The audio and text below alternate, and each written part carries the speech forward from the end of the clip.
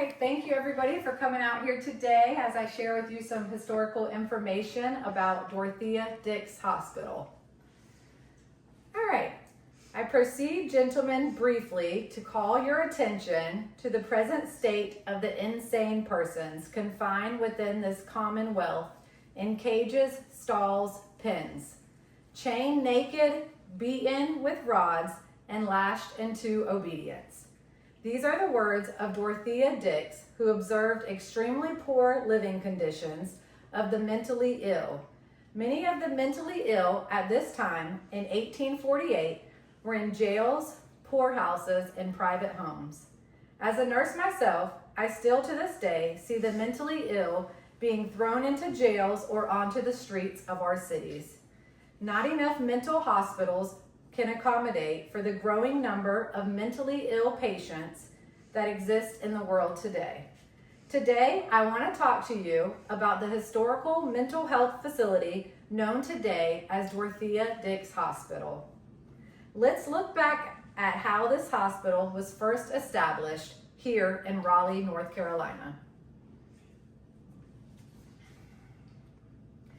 Getting the needed funding and the approval of the facility from the North Carolina State Legislature took a lot of hard work and dedication from Dorothea Dix. Dorothea spent time focusing on the current living conditions of the mentally ill all throughout each county in North Carolina. She presented the cost for the mentally ill. Oh, I made a mistake. She presented the costs for other states that had open mental institutions. She talked about treatments for the mentally ill. She spoke about specific details in each building at the hospital, as well as certain equipment that could be utilized. With support from multiple individuals, the Raleigh newspaper, and a heartfelt encounter of a member of the legislator's late wife, a bill was passed in late December 1848 approving the funding for the hospital. In 1851, a site for the hospital was founded in the countryside on 182 acres of land, just outside of Raleigh. The location had an impressive city view and a feeling of serenity. Dorothea Dix felt as though the beautiful outdoor landscapes could have a rehabilitation effect and that healing could be obtained through fresh air, sunlight, and additional treatments. Dorothea Dix adamantly declined the offer of the hospital being named after her. She instead elected to have the hospital named Dix Hill after her grandfather, Dr. Elijah Dix. The first building constructed could house 274 patients. 2 additional buildings were added. The first building housed a steam boiler, gas, and laundry. The second building was a kitchen and bakery with housing for the staff on the second floor. On February 22nd, 1856, the first patient diagnosed with suicidal mania was admitted to the hospital. After only 9 months of being open, the facility admitted 51 male patients and 39 female patients. As the hospital developed, it grew very self-sufficient. The hospital had its own water supply, a farm, dairy, an ice house, and a cemetery.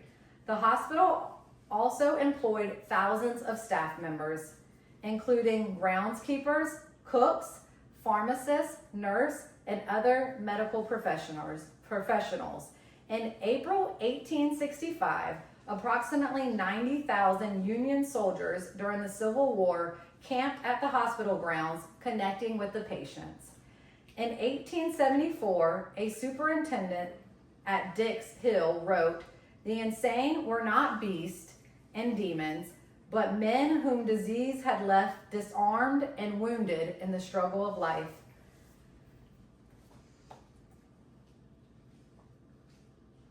Throughout the years, Dix Hospital continued to grow.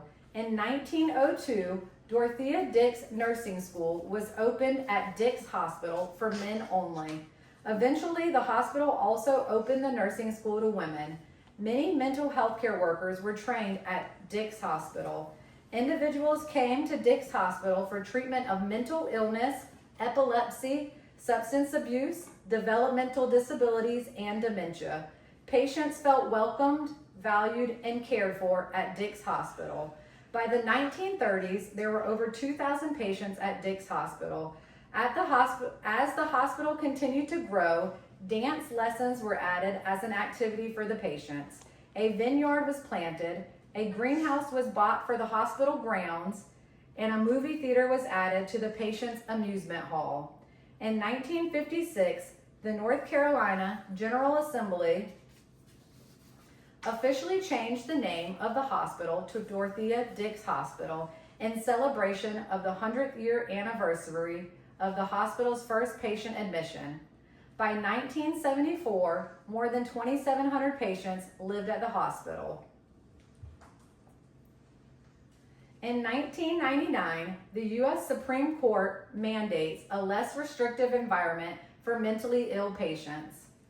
With efforts to deinstitutionalize mentally ill patients, Dorothea Dix Hospital dropped below 700 patients.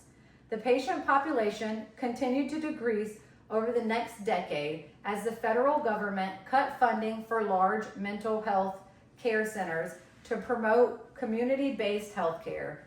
In 2012, the state closed the hospital, relocating some patients to other mental institutions and releasing other patients to live on their own.